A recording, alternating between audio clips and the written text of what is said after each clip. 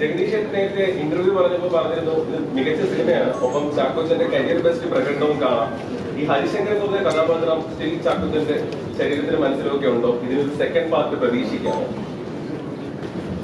ഹരിശങ്കറിന്റെ കഥാപാത്രം അങ്ങനെ ശരീരത്തിന് മനസ്സിലൊന്നുമില്ല.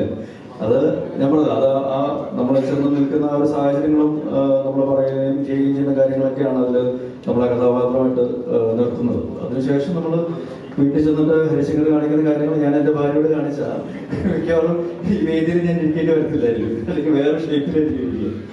പക്ഷെ ഓരോ വ്യത്യസ്തമായ കഥാപാത്രങ്ങൾ ചെയ്യാനുള്ള ഒരു ചാലഞ്ച് ക്രിയേറ്റേഴ്സ് നമുക്ക് ഇട്ട് തരുമ്പോൾ അത് ഏറ്റെടുക്കാനായിട്ട് സാധിക്കുക, അല്ലെങ്കിൽ അങ്ങനത്തെ അവസരങ്ങൾ ലഭിക്കുന്നത് ഒരു അഭിനേതാവ് എന്നുള്ള രീതിയിൽ എനിക്ക് മാത്രമല്ല ഏതൊരു അഭിനേതാവിനും ഒരു എക്സൈറ്റിംഗ് ആയിട്ടുള്ള ഫാക്ടറാണ്. അത് എനിക്ക് തോന്നുന്നു ഇപ്പം മലയാളത്തിൽ ഒട്ടുമിക്ക ആൾക്കാർക്കും അഭിനേതാക്കൾക്ക് ലഭിക്കുന്നുണ്ട് എന്നുള്ളതാണ്. അപ്പോൾ അതൊരു വളരെ അപ്രീഷിയേറ്റ് ചെയ്ത ഒരു വസ്തുതയാണ്.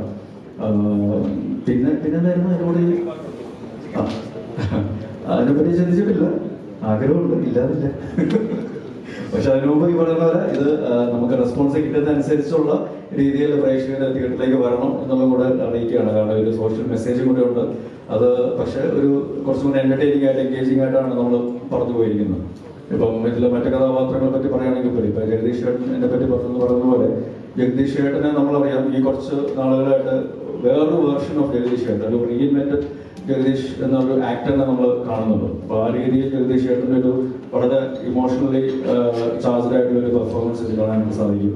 ഞങ്ങൾ ഇതിനു മുമ്പ് ഒരുപാട് സിനിമകളിൽ കുറേയധികം കഥാപാത്രങ്ങൾ, വളരെ രസകരമായിട്ടുള്ള കഥാപാത്രങ്ങളും സിനിമകളുമാണ് ചെയ്തിട്ടുള്ളതെങ്കിൽ ഇതിൽ വളരെ വ്യത്യസ്തമായിട്ടുള്ള, ഇതുവരെ അങ്ങനെ ഞങ്ങൾ പരസ്പരം അങ്ങനത്തെ രീതിയിൽ ഒരു ഫ്രെയിമിൽ വന്ന് അഭിനയിക്കാത്ത രീതിയിലുള്ള സീക്വൻസുകളും ഡയലോഗുകളും ഒക്കെയാണ് ചെയ്യാൻ സാധിച്ചിട്ടുള്ളത്. അപ്പോൾ അതൊരു തരത്തിൽ നോക്കുകയാണെങ്കിൽ ഒരു ആക്ടറിന്റെ എവല്യൂഷന്റെ ഭാഗമായിട്ടും ആ പ്രോസസ്സിൽ നമ്മൾ കൂടെ യാത്ര ചെയ്യുന്നുണ്ട് എന്നുള്ള അറിയുന്നൊരു വലിയൊരു കാര്യമാണ്.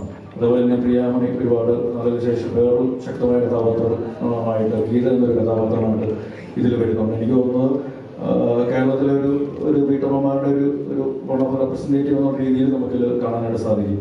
മാറി വരുന്ന സ്ത്രീകളുടെ ഒരു ചിന്താഗതി, അല്ലെങ്കിൽ അവര് കുറച്ചുകൂടെ സ്ട്രോങ് ആവുന്നു, ബോൾഡ് ആകുന്നു, ഇമോഷണലി ചില സാഹചര്യങ്ങളിൽ മറ്റുള്ളവരെക്കാളും, അതായത് ഭർത്താവിനേക്കാളും ചിലപ്പോൾ കുറച്ചുകൂടെ സ്ട്രോങ് ആയിട്ടുള്ള ഡിസിഷൻസും അല്ലെങ്കിൽ സെൻസിബിൾ ആയിട്ടുള്ള ഡിസിഷൻസ് എടുക്കാൻ സാധിക്കുന്ന സ്ത്രീ കഥാപാത്രങ്ങളെയും നമുക്കിതിൽ കാണാനായിട്ട് സാധിക്കുന്നു. ഒരു നല്ലൊരു ചേഞ്ച് ആയിട്ടാണ് എനിക്ക് തോന്നിയിട്ടുള്ളത്.